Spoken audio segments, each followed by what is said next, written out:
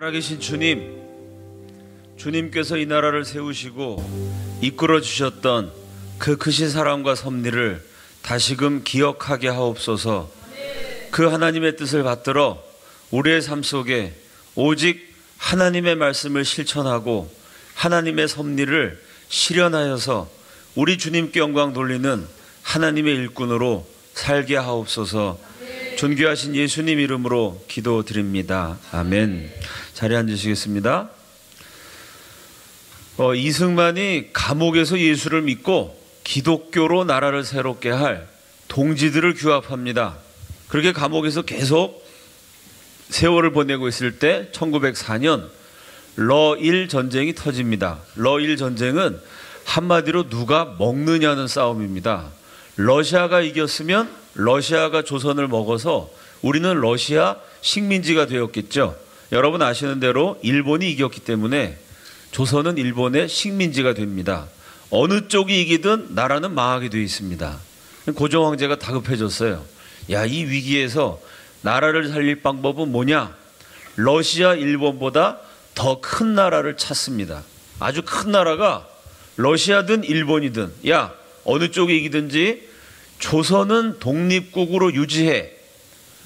러시아, 일본을 제압할 수 있는 큰 나라가 독립을 보장해주면, 어느 쪽이 이기든지 압력을 넣어주면 나라를 보존할 수 있겠죠. 그때 러시아, 일본을 컨트롤할 수 있을 만큼 강한 나라, 미국이 있었습니다. 고종 황제가 급하게 미국에 특사를 보냅니다. 그럼 미국 가려면 영어를 잘해야겠죠? 그 신하들한테 물어봐요. 누가 영어 제일 잘하냐? 그 당시만 해도 영어 하는 사람 없었던 시절입니다. 신하들이 이구동성으로 영어는 이승만이가 1등입니다. 걔 요즘 뭐래? 감옥에 갇혀 있습니다. 그래? 빨리 풀어줘. 영어를 잘하는 바람에 고종 황제의 특사가 됩니다. 감옥에 갇혀있던 이승만이 5년 7개월 만에 풀려나서 고종 황제의 친서를 받죠. 외교관이 되어서 미국을 갑니다. 그때 이승만이 미국 뉴욕 롱 아일랜드 지역에 있는 사가모 힐즈라고 그 당시 미국 테오도 루스벨트 대통령의 별장이 있어요. 제가 거기 갔다 왔는데 거기까지 직접 가서 휴가 중이던 미국 대통령을 만납니다. 20대 그 당시 만 29세였던 청년 이승만이 고종 황제의 친서를 전달하고 대한제국을 살리기 위한 외교 활동을 펼치죠. 그러나 그때 이미 조선이 망하는 건 다 결정됐고 결국 이승만의 외교관으로서의 첫 번째 활동은 성과 없이 끝나게 됩니다. 이승만은 외교관으로 갔다가 미국에 눌러 앉게 되죠. 유학생이 돼서 공부를 합니다. 조지 워싱턴 대학 학사, 하버드 대학원 석사, 프린스턴 대학교 박사, 학사, 석사, 박사를 차례로 마치게 돼요. 이때 이승만이 공부한 세 학교, 조지 워싱턴, 하버드, 프린스턴 세 학교의 공통점은요, 오늘날도 그리고 그때도 세계 최고 수준의 명문대학입니다. 공부만 잘한 게 아니고요, 세 학교의 독특한 특징, 수많은 국회의원을 배출했고 세계 최강대국 미국의 대통령들을 배출한 정치적으로 파워 있는 학교였습니다. 조지 워싱턴 대학 나온 사람이 빌 클린턴, 하버드 대학교 나온 사람이 JF 케네디, 존 F 케네디, 그리고 지금 대통령 오바마, 그러니까 현재 미국 대통령이 대한민국 건국 대통령의 먼 후배인 셈입니다. 프린스턴 대학교 나온 사람이 우드로 윌슨 대통령, 세계 최고 명문 플러스 미국의 대통령을 배출한 유서 깊은 정치적으로 강력한 힘이 있는 학교, 거기를 이승만이 차례로 공부했어요. 여러분, 그런 세계적인 명문에서 학사, 석사, 박사를 다 했으니 꽤 많은 세월이 걸렸겠죠? 이승만 박사가 활동하던 시대에는요, 이승만이랑 비슷한 학벌을 가진 사람, 미국의 웬만한 도시에 가면 한 명도 없습니다. 미국의 대도시에 가면 이승만이랑 비슷한 학벌을 가진 사람이 그저 한 서너 명 있을 정도로 미국에서도 희귀한 최고 학벌이었습니다. 그래서 대한민국에 부임한 미국 장군, 또 6.25 전쟁 때 싸워주러 온 사령관들, 미국 대사들이요, 이승만을 만나기 전에 항상 이런 기록을 많이 남겼어요. 야, 그 프린스티니언을 내가 만난다, 이렇게 많이 썼어요. 프린스티니언 무슨 얘기죠? 프린스턴대 나온 사람. 한국말로 그 비슷하게 옮기면 야, 그 사람 서울대 나왔어. 그 할아버지가 말이야 지금 서울대생 맞는데 그 할아버지가 옛날에 서울대 나오신 분이야. 이름 뭐죠? 그 아주 똑똑하신 분이란 얘기죠. 그런 식으로 한국에 부임하는 미국 외교관들마다 야, 이 못 사는 나라에 세상에 그 우리 동네에서 공부 제일 잘하는 형도 그 떨어졌는데 그 학교 프린스턴 대학 나온 대통령이 있어. 야, 오늘 내가 프린스티니안 코리아에서 프린스턴 대학 그 세계 명문 대학 나온 사람 만났는데 세상에 어떻게 이 영어는 계층이 있습니다. 하류 계급이 쓰는 영어랑 상류 계급이 쓰는 영어가 달라요. 이승만을 만난 미국 사람마다 뭐라고 썼냐면 내가 오늘 태어나서 제일 가장 이제까지 들어본 것 가운데 가장 최고급 상류층 영어를 백인이 아니라 황인한테 들었다. 이승만을 만나는 게 그 당시 미국 사람들한테는 대한민국 건국된 이후에도요 굉장히 신기한 일이었습니다. 그 당시에 그만한 학벌을 가진 사람이 없는 거죠. 근데 이승만이랑 똑같은 학벌을 가진 사람, 학사, 석사, 박사를 같은 과정에서 한 미국 사람이 있습니다. 조사를 해봤더니 조지 워싱턴, 하버드, 프린스턴 졸업하는데 미국 최고 명문 고등학교 1년에 등록금 6천만 원, 7천만 원 하는 학교 수석 졸업생이요. 이승만하고 똑같은 학위를 다 밟는데 12년 걸렸습니다. 명문대학이니까 쉽게 되는 게 아니죠. 대학 4년, 대학원 2, 3년, 박사과정 4, 5년, 금방 10년 지나가죠? 12년 걸렸어요. 똑같은 과정을 이승만이 5년 만에 끝냅니다. 이게 지금도 깨지지 않는 세계 신기록이에요. 미국 유학 갈 것도 없이 명문대학 따질 거 없이 한국에서 우리 동네에 있는 그냥 아무 대학이나 가서 박사를 받아도요. 대학 4년, 대학원 2년, 박사과정 3, 4년, 10년은 걸려요. 영어 사전도 없던 시절에 이승만은 미국 유학을 가갖고 학사, 석사, 박사까지 5년 만에 박사학위를 끝냈어요. 지금도 깨지지 않는 그 이승만, 한국에서는 이승만 독재자다 욕 많이 하죠. 미국의 이승만 대통령이 다녔던 학교에 가보면 이승만 박사가 머무셨던 그 공부했던 연구실, 기숙사, 또 이런 강당 같은 데다가 이승만 홀, 우남 홀, 이승만을 기념하는 건물도 있고 그런 강의실도 있어요. 왜? 그 당시에 1910년에 그 까마득한 옛날에 동양인 최초의 아이비리그 프린스턴 국제법 박사, 거기다가 또 공부도 되게 잘했고 거기다가 그걸 5년 만에 끝냈어요. 이건 인류 역사에 유례가 없는 천재 중에 한 분이시죠. 우리 PPT 보여주시죠. 야, 요게 1910년 박사학위 받을 때의 사진입니다. 이게 지금부터 105년 전인데 지금 봐도 사진이 근사하죠? 근데 저 사진의 눈을 보면은 정말 슬퍼요. 왜 이렇게 슬프냐면 이승만이 미국에서 박사학위를 받던 그날 한국에서는 조선이 멸망해요. 이승만 박사 일기장에다 이렇게 씁니다. 내가 나라를 살리기 위해서 강대국 틈바구니에 낀 조선을 살리려면 나라가 힘이 없으니까 외교를 잘해야 되거든요.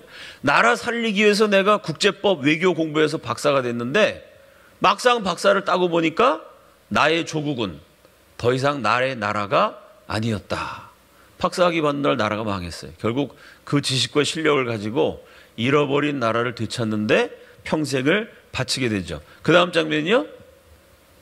이게 이승만의 박사학위 논문 전시중립론입니다. 이게 이승만이 박사를 받았다 그러니까 좌파들이 또 백년 전쟁 이런 동영상에도 나오는데요. 그 이승만이 박사학위를 얼렁뚱땅한 거 아니냐? 누가 이승만 박사학위 논문을 대필해 준 거 아니냐? 아니면 어떻게 명문대학에서 5년 만에 마치냐? 이승만 박사학위는 가짜다. 이런 얘기를 많이 하니까 서울대학 교수님들이 그래? 그럼 이승만의 논문을 한번 번역해보자. 이승만의 영어 논문을 번역한 게 전시중립론입니다. 이 논문을 검토해 봤더니 이게 그 당시에는 전 세계 어디에도 없는 희한한 논문이었어요. 그래서 이승만이 박사학위 논문을 썼을 때 세계 최고 명문대학 프린스턴 대학교에서 야, 이 논문은 이건 기가 막힌 거다. 이건 전교생 읽혀야 된다. 그래서 이승만의 박사학위 논문을 책으로 출판해 줍니다. 다른 출판사가 아니라 프린스턴 대학, 세계 최고 명문인 프린스턴 대학교 출판부에서 이승만의 논문을 책으로 찍어서 나눠줘요. 그리고 이 논문이 출판되고 몇 년 지난 다음에 이승만의 논문을 지도했던 우드로 윌슨, 지도 교수 가운데 한 분이었던 그분이 미국 대통령이 됩니다. 우드로 윌슨 대통령이요, 의회에서 연설을 해요. 연설하면서 이런 얘기합니다. 닥터 이승만의 논문에 의하면. 미국 대통령이 미국 국회의원들한테 연설하면서 한국 학자의 논문을 인용한 처음이자 마지막 사례가 바로 이 논문이에요. 좌파들이 이거 뭐 가짜다 하도 얘기를 하니까 고려대학교 최정수 국제법 전공 교수님이 조사해 봤습니다. 1910년에 이승만이 쓴 전시 중립론, 중립과 무역에 대한 이론입니다. 이 논문과 1997년 국제법의 백과사전이라고 불리는 미국 외교사 사전의 뉴트럴리티, 중립이라는 항목을 조사해 본 거예요. 1997년 현재 세계 외교학계에서 공통적으로 사용하는 스탠다드라고 할 수 있는 국제법 백과사전에 나온 중립이라는 항목과 1910년에 이승만이 쓴 논문의 중립 항목을 비교해보자. 학문적으로 어느 게 뛰어난가 조사해봤더니 최종수 교수의 결론은 이승만은 역사적 사실을 정확히 이해하고 있을 뿐 아니라 오히려 상세하다는 점에서 현재의 연구보다 나았다. 1910년 이승만이 쓴 논문이 지금 현재 97년에 발간돼서 2015년 현재도 통용되는 국제법 백과사전의 중립 항목에 실린 논문보다 더 잘 썼다는 얘기입니다. 그 좌파는 이거 가짜라 그랬지만 연구해 보니까 오히려 천재성이 드러났어요. 그래서 이승만을 연구하면서 야, 그 시절에 대한민국의 법이라는 게, 이 나라는 임금이 다스리는 거지 법이 다스리는 게 아니거든요. 법은 상놈들이나 지키는 거죠. 양반은 법을 어겨도 감옥에 안 가뒀습니다. 이렇게 법이라는 개념이 없을 때 어떻게 한국 사람이 국내법도 없을 때 국제법까지 이해해서 헌법에 기초를 놓고 이런 법학자가 그 시절에 어떻게 가능했냐. 거기 감동을 받아갖고 서울대학교 헌법학자 한 분이 계속 서울대 박사과정에서 이승만 책을 읽혔어요. 그동안 읽어봐라. 니가 법학 전공, 저 같은 일반인이 읽어도 기가 막힌 책인데요, 법학 전공자가 읽으면 놀랍죠. 1905년 1910년에 법학의 중요한 개념을 잘 이해한 유일한 조선인이죠. 그렇게 이승만을 법학적 입장에서 조명했던, 그래서 이 이승만의 논문 번역하는 데 참여했던 그 이제 한국 최고의 헌법학자인데 그분이 지금 행정자치부 장관으로 일하고 계시는 정종섭 장관입니다. 그분이 한국 최고 헌법학자고 서울대 법대 교수였고 오랫동안 그분이 이승만을 연구해서 서울대 법대 학생들에게 야, 이승만 부정부패 독재자라고 욕하는 건 니들 마음이지만 법학도라면 1905년 10년에 대한민국에 벌써 이런 위대한 학자 이승만이 있다는 건 알아야 된다. 그게 공부를 시켰던 분이죠. 이 논문 내용은 뭐냐? 이 설명하면 좀 긴데요. 간단히 설명하면 이런 겁니다. 일본하고 중국이 전쟁을 해요. 그럼 한국은 수출해서 먹고 사는 나라잖아요. 한국이 중간에 껴갖고 중국에다가 물건을 수출했더니 중국이 뭐 무기를 수출한 게 아니라 일반 물건을 수출해도요, 한국으로부터 물자를 받아들여서 그 물자로 군인들도 먹이고 입히고 해서 일본하고 전쟁을 잘했어요. 그럼 일본이 기분 나쁘겠죠. 야, 코리아, 너 지금 우리가 중국이랑 전쟁하니까 중국한테 물건 팔아주지 마. 중국에 지금 기술이 필요한데 니네가 자꾸 기술 가르쳐주면 기술 갖고 결국 중국이 점점 강해지면 우리가 전쟁에서 밀리잖아. 일본 입장에서는 중국하고 전쟁하는데 한국이 중국하고 자꾸 무역을 해서 도움을 주면 그게 기분이 나쁘겠죠. 제 말이 이해가 되시죠? 정반대로 한국이 또 일본하고 무역을 해. 그 일본이 부품이 하나가 없는데 그걸 한국에서 부품을 자꾸 수출을 해요. 그 한국 부품을 갖고 일본이 좋은 탱크를 만들어 갖고 중국을 쳐들어갔어요. 그럼 중국 입장에서는 야, 코리아, 니네가 부품 주는 바람에 우리나라가 침략당하잖아. 하지 마. 자, 중국과 일본이 전쟁을 하면 가운데 낀 한국은 이거는 중국하고 무역하면 일본이 화내고 일본하고 무역하면 중국이 화내고 골치 아파집니다. 이렇게 전쟁 중에 무역을 어떻게 해야 되느냐? 이승만의 결론은 뭐냐면요, 전쟁하는 중국과 일본, 그거는 전쟁하는 교전 당사국의 문제고, 만약에 한국이 일본과 무역하는 거를 중국이 함부로 하라 하지 말아라 간섭하면 안 된다. 또 한국이 중국과 무역하는 거를 일본이 하라 마라 끼어들면 안 된다. 다시 말해서 전쟁을 하려면 니들끼리 하고, 전쟁하지 않은 나라는 자유롭게 중립적으로 마음껏 무역해도 된다. 전쟁을 해도 자유무역, 이 중립국에 무역할 수 있는 권리는 존중돼야 된다. 이해가 되세요? 지금 국제법이 그렇게 돼 있어요. 지금 국제법이. 전쟁을 해도 전쟁하는 당사자 나라가 아니면 그 나라들하고 무역하는 거, 그거를 아무도 못 막게 만들어 놨습니다. 그 국제법의 기초를 놓은 위대한 학자가 이승만이에요. 이승만이 논문에서 전쟁하는 건 그 나라끼리 일이고, 전쟁에 끼어들지 않은 나라는 자유롭게 무역할 수 있도록 자유를 보장해 줘야 된다. 이승만이 이 논문을 딱 쓰고 불과 몇 년 지나지 않아서 1차 세계대전이 터진 거죠. 그 영국하고 독일이 전쟁하는데 미국이 중간에 꼈어요. 이 미국이 골치 아프죠? 그랬을 때 우드로 윌슨 대통령이, 미국의 정책은 뭐냐? 닥터 이승만의 연구 결과에 의하면 이렇게 돼 있다. 그러니까 미국은 독일한테도 물건을 팔고 영국한테도 물건을 팔고, 전쟁은 너희끼리 해라. 우리는 무역해서 계속 돈 벌겠다. 이 이승만의 논문이 미국의 정책으로 채택이 됐고, 그게 오늘날 국제법의 기초가 됐습니다. 그러니까 학자로서도 세계 최고 수준의 업적을 이룬 분이죠. 이 정도 되시는 이승만 박사가 동양인 최초의 프린스턴 대학 아이비리그 국제법 박사니까요. 혼자 잘 먹고 잘 살 생각을 했으면 동양인 최초의 미국 명문대학 교수가 될 수 있었어요. 근데 그 잘 먹고 잘 사는 길을 마다하고 가난하고 위험한 독립운동의 길에 투신하죠. 평생 가난하게 살면서 전 재산, 전 시간을 바쳐서 독립운동을 하게 됩니다. 자, 이렇게 이승만이 박사학위 받고 돌아와 독립운동하고 있을 때 3.1운동이 터지고, 우리도 나라를, 정부를 세워야 된다. 상해 임시정부가 만들어집니다. 1919년의 일이죠. 그 다음 장면이요. 그 상해 임시정부 대통령으로 이승만 박사가 추대가 되죠. 상해 임시정부 대통령 취임 사진입니다. 이때 이승만의 나이 45세, 이때부터 본격적으로 정치인 그리고 민족 최고 지도자의 길을 걷게 됩니다. 상해 임시정부 대통령 이승만의 독립운동 노선은 외교입니다. 이거하고 또 시비를 많이 걸죠. 암살이란 영화에도 보면 은근히 그런 장면이 나와요. 거기 보면 김구 선생은 암살하고 이렇게 목숨 걸고 싸웠는데, 이승만 얘기는 안 나오지만 그 독립수사들이, 야, 나도 하와이 갔으면 좋겠다. 하와이는 날씨도 따뜻하고 예쁜 여자들도 비키니 입고 막 돌아다니는데 하와이에서 편하게 살면 좋겠다. 은근히 이승만을 까는 내용이죠. 김구 선생이 이렇게 죽을 고생했는데 이승만 박사는 하와이에서 날씨도 좋은 데서 예쁜 아가씨들이랑 노닥거리면서 편하게 독립운동했다. 새빨간 거짓말입니다. 하와이랑 미국의 이승만 박사가 살던 동네 가보면요, 정말 비참하게 사셨어요.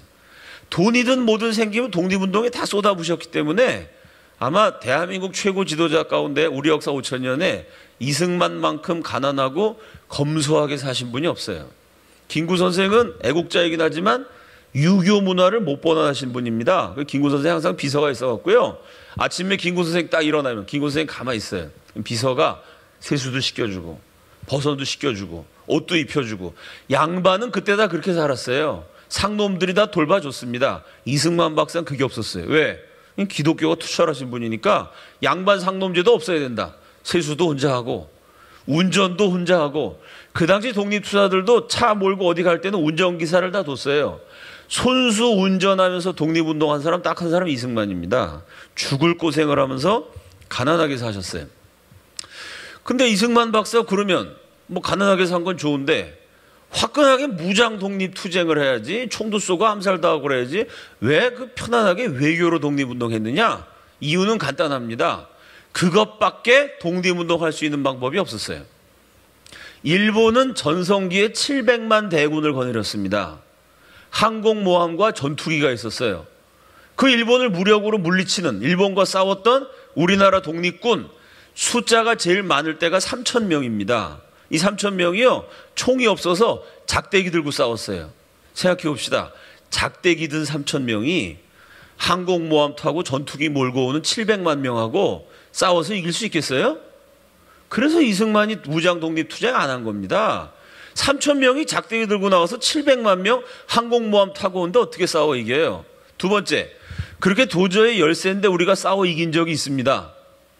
우리 독립군이 일본을 물리친 전투가 몇 개 있어요. 그죠? 몇 개 안 돼. 한 두세 개 됩니다. 제일 유명한 거, 우리가 일본군을 제일 많이 물리친 거, 그게 뭐죠? 김좌진 장군의 청산리 대첩. 그때 절대 열세였던 독립군이 일본군 1,500명을 죽였어요. 빛나는 승리입니다. 그런데 문제는 뭐냐? 일본이 독립군한테 당한 다음에 가만히 있었겠어요? 청산리 대첩 때 당한 일본이 간도사변이라는 걸 일으켜요. 간도사변 때 김좌진 장군의 독립군이 출몰했던 지역, 그 근방에 사는 한국 사람을 무조건 다 죽여요. 한국 사람의 집을 3,500채를 불태워요.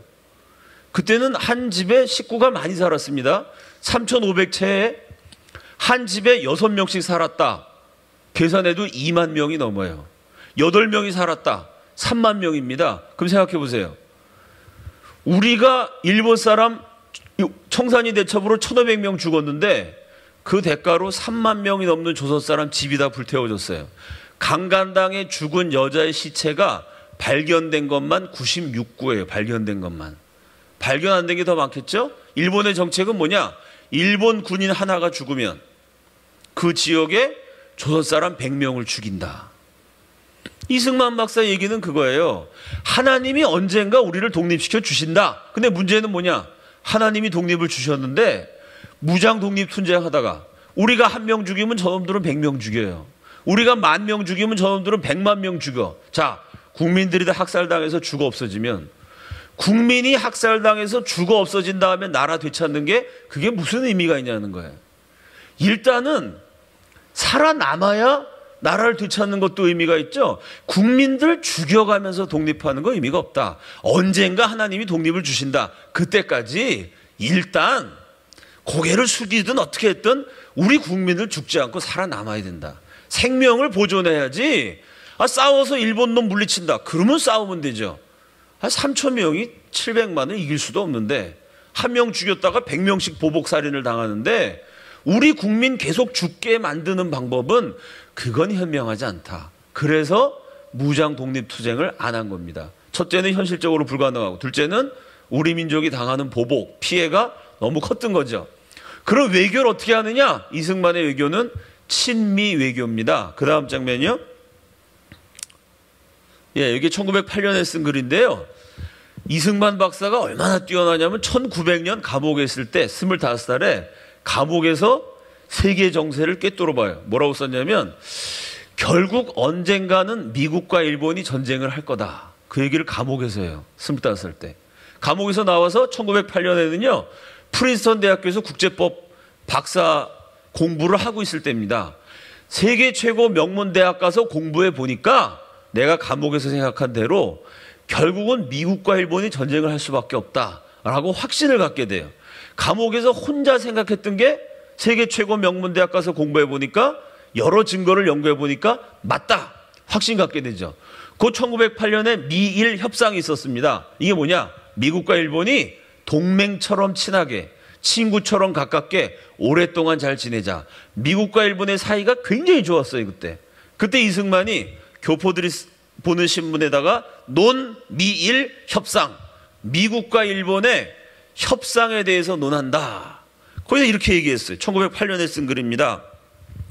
미일 간의 관계를 정돈시킬 것은 붓이 아니요 칼인 줄 믿는 바며, 미국과 일본이 지금 붓을 올려가지고 무슨 친구 사이로 영원토록 잘 지낸다고 말하는데 미일 간의 관계는 붓으로 논할 사이가 아니다. 결국은 미국과 일본은 칼 들고 한판 승부를 벌일 수밖에 없다. 왜? 20세기는 태평양 시대라. 이게 엄청난 얘기입니다. 그 당시 역사의 중심은 대서양이죠. 대서양, 한쪽에 유럽이 있고 한쪽에 미국이 있어요. 대서양 국가들이 세계를 지배하고 있습니다. 태평양, 그 당시 태평양 다 못 사는 나라예요. 근데 이승만은 뭐라 그랬냐면 20세기는 태평양 시대라. 이제 태평양이 인류 문명을 이끌어가는 시대가 온다. 지금 여러분 미국 대통령 오바마의 정책이 뭡니까? 피벗 투 아시아, 아시아로의 복귀. 아시아가 뭐예요? 그 태평양이잖아요. 태평양 연안이 지금 미국 외교에 있어서도 첫 번째 중요한 지역이다. 오바마가 지금 태평양으로 복귀해요. 그걸 이승만은 100년 전에 내다본 거예요. 이제 좀 있으면 태평양 시대가 온다. 그러면 태평양의 패권을 차지하기 위해서 동서양편의 두 나라, 태평양 동쪽 끝에 원래 유럽의 식민지로 출발했다가 유럽을 제치고 강대국으로 미국이라는 나라가 새로 일어나고 있어요. 태평양 동쪽에 미국. 태평양 서쪽 끝에 아시아의 작은 섬나라였던 일본이 강대국이 일어나요. 태평양 동서양편에 미국과 일본 두 나라가 새로 일어나서 각각 세력을 확장해서 결국은 전쟁으로 한판 승부를 벌일 수밖에 없다. 그럼 그 전쟁은 어떻게 끝났느냐? 미국이 이긴다. 그 미국의 도움을 받아 우리는 독립을 쟁취할 것이다. 우리 힘으로 일본과 싸워 물리치는 게 제일 좋은데 그건 현실적으로 불가능해요. 그렇다면 가능한 대안은 뭐냐? 미국이 일본을 물리쳐주고 그 미국의 도움을 받아서 우리는 일본에게 빼앗겼던 나라를 되찾는다. 결국은 전쟁을 한다. 이걸 1900년에 얘기했고 1908년에 저런 글을 썼습니다. 미국 전국을 돌아다니면서 이승만이 강연을 해요. 미국이 도와주지 않으면 독립도 안 되고 건국도 안 됩니다. 기분 나쁘지만 어쩔 수 없어요. 근데 이승만은요, 미국 사람들한테 우리 코리아가 이렇게 불쌍하니까 제발 도와주세요. 이렇게 구걸하지 않았어요. 도움을 요청했지만 이승만은 항상 당당했어요. 뭐라고 강연했냐면 미국 전역에 이승만, 미국에 사람 좀 많이 사는 대도시치고요. 이승만이 가서 강연을 안 한 도시가 없어요. 미국 전역을 누비면서 40년 동안 강연합니다. 한국을 도와주는 것은 곧 미국을 돕는 것이다. 한국을 살려주면 미국 사람들이 살아난다. 그러니까 제발 도와달라고 구걸한 게 아니라 큰 소리 쳤어요. 정반대로 미국이 한국을 도와주지 않으면 미국의 아들들 수십만 명이 비참하게 된다. 어떻게 이렇게 큰 소리 칠 수 있었을까요? 좀 있으면 일본이 미국을 칠 거니까 그 일본하고 전쟁하느라고 미군 군인들 수십만이 죽게 되잖아요. 그 비극을 방지하려면 지금 빨리 한국을 독립시켜라. 한국한테 무기를 주고 한국 경제 발전할 수 있도록 지원해라. 그러면 한국이 일본과 맞서 싸워주겠다. 우리 한국이 나라 되찾고 일본과 싸워주면 그럼 일본이 한국이랑 싸우느라고 태평양으로 진출을 못하겠죠. 미국에 쳐들어오지도 못하겠죠. 제 말이 이해가 되시죠? 일본이 더 크기 전에 미국이 한국을 키워줘서 한국이 일본을 막아주면 그럼 일본의 기세가 꺾여서 미국을 못 쳐들어온다. 결과적으로 그게 한국을 이렇게 도와주는 게 미국의 이득이다. 이건 정말 고차원의 방정식입니다. 세계 최고의 외교가니까 세계 정세를 딱 손바닥에 놓고 앞으로 전쟁 나니까 전쟁 때문에 당하지 않으려면 빨리 한국 독립시켜라. 40년을 외쳤어요. 미국이 그 말을 들었을까요? 안 들었을까요? 아니, 일본이 그 당시 미국하고 제일 친한 나라입니다. 일본 사람들이 미국한테 얼마나 잘하는데 저 착한 일본을 저 이승만이라는 악당이 이간질을 해갖고 미국과 일본 사이를 갈라놓으려고 그런다. 그 이승만에 대한 별명이 늙은 악당, 독립에 미친 노인네, 코리아 독립하는 거에 미쳐가지고 착한 일본을 헐뜯고 사이 좋은 미국과 일본 사이를 이간질한다. 40년을 이승만이 욕을 먹어요. 강연을 하면 이제 곧 전쟁이 납니다. 사람들이 다 우 그러죠. 일본하고 그렇게 사이가 좋은데 무슨 전쟁이 나요? 미친 소리죠. 그 이승만이 집에 가갖고 다시 성경을 봐요. 기도해요. 기도하면서 생각해보면 내 생각이 맞아. 그 다음날 또 나가서 곧 일본이 미국을 친다. 사람들이 우야유해요. 그럼 또 집에 가서 성경 보고 기도해요. 다시 전쟁이 난다. 코리아를 도와줘라. 여러분 이렇게 야유 듣고 욕 먹으면서 미국과 일본이 전쟁 난다는 얘기를 40년 동안 해요. 이게 대단한 겁니다. 저는 그게 꼭 사람의 힘만은 아니라고 생각해요. 이승만이 그렇게 의지가 강한 인간이다. 그것도 있겠지만 그건 매일 성경 보고 기도하는 가운데 하나님이 힘 주시니까 그게 됐지, 사람이 맨정신으로 어떻게 욕먹으면서 똑같은 소리를 40년을 외치겠어요. 이승만은 굴하지 않고 40년을 외쳐. 그러다가 드디어 때가 가까이 왔다 깨닫고 1941년에 이승만이 책을 씁니다. 그 다음 장면이요. 1941년 6월 뉴욕에서 출판된 이승만이 쓴 영어로 된 책, 제목이 Japan Inside Out. 일본 지도가 딱 그려져 있죠. Japan, 일본의 Inside, 안에 감추어진 정체를 out, 폭로한다. 일본의 내막을 폭로한다. 일본의 정체를 밝힌다. 이런 제목입니다. 옆에 작은 부제로 The Challenge of Today, 오늘날 기독교 문명 세계를 향한 챌린지, 심각한 도전 혹은 위협, 이런 뜻입니다. 일본이 기독교 국가들을 다 멸망시키려고 지금 전쟁한다는 얘기죠. 저자가 싱만 리, 이승만이라고 적혀 있어요. 자, 이 책의 1장을 딱 펼치면 제목이 뭐냐면 일본의 종교입니다. 일본이 전쟁한다는 얘기를 예언한 책인데, 일본은 왜 전쟁을 일으킬 수밖에 없는가? 이승만은 그 원인을 영적으로 봤어요. 이승만 박사에게 우리가 배워야 될 점은, 이승만은 세상을 영적으로 봤어요. 어떻게 봤다고요? 조선이 왜 망했느냐? 영적으로. 우상 숭배했으니까. 대한민국이 어떻게 돼야 부강한 나라가 되느냐? 영적으로. 하나님 믿어야 되죠. 일본이 왜 전쟁을 일으킬 수밖에 없느냐? 영적으로. 이 1장은요, 일본의 종교에 대한 그 당시에 나온 가장 뛰어난 종교학 신학 논문이에요. 일본인들이 수천 년 동안 무슨 종교를 믿어왔나, 그 일본인들의 종교 심리를 쫙 파헤칩니다.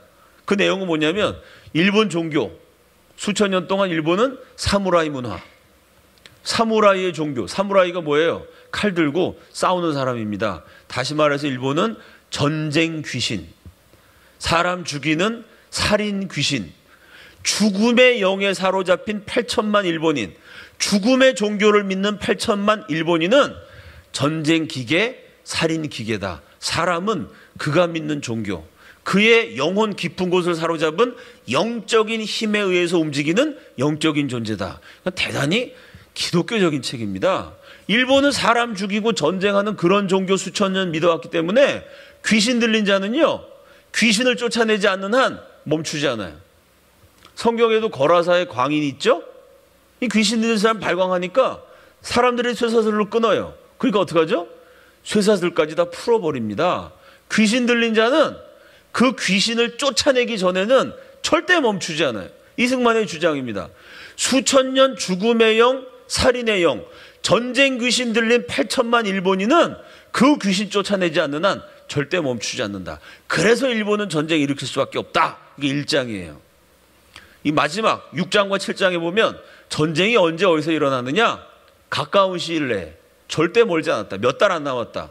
가까운 시일 내에 일본은 알래스카를 치거나 태평양을 가로질러 하와이를 기습 공격할 것이다. 그게 이 책의 중간에 나와요. 맨 마지막에 그럼 전쟁이 어떻게 끝나느냐? 기독교 연합군. 여러분 2차 세계대전 때 연합군이 있었잖아요. 미국, 영국, 프랑스 연합군이었죠. 그걸 이미 내다봐요, 이승만은. 기독교 연합군은 침략자 일본을 물리칠 것이다.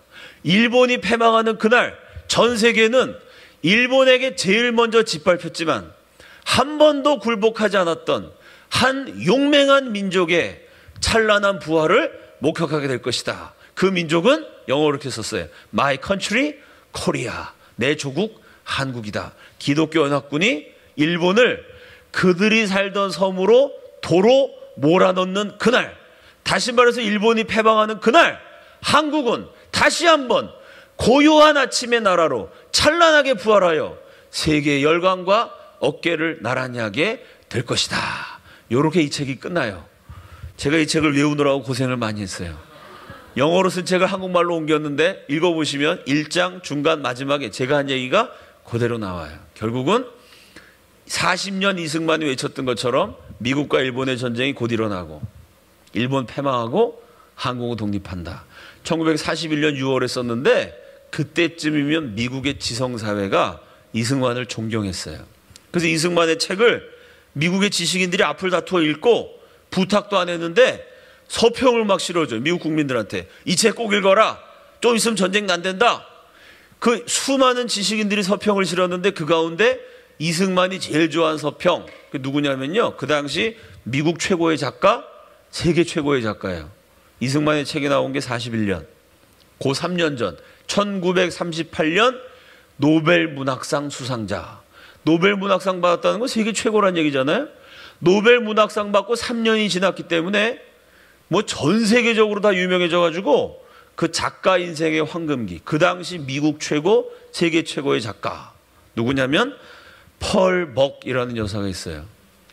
들어보죠, 여러분? 펄 벅이 노벨상 받은 대표적인 소설 제목이 뭐죠? 대지라는 책이 있죠. 이 펄 벅이요, 한국을 굉장히 사랑했어요. 아버지가 중국 선교사라 중국에서 자라면서 한국을 왔다 갔다 했습니다. 펄이 뭐예요, 영어로? 진주잖아요, 그죠? 그래서 펄 벅이 자기 이름이 진주, 최진주라는 한국 이름도 지었을 만큼 한국을 사랑한 분입니다. 나중에 6.25 전쟁 끝난 다음에 펄벅 재단을 만들어 갖고요, 한국의 전쟁 고아를 도와주기도 했어요.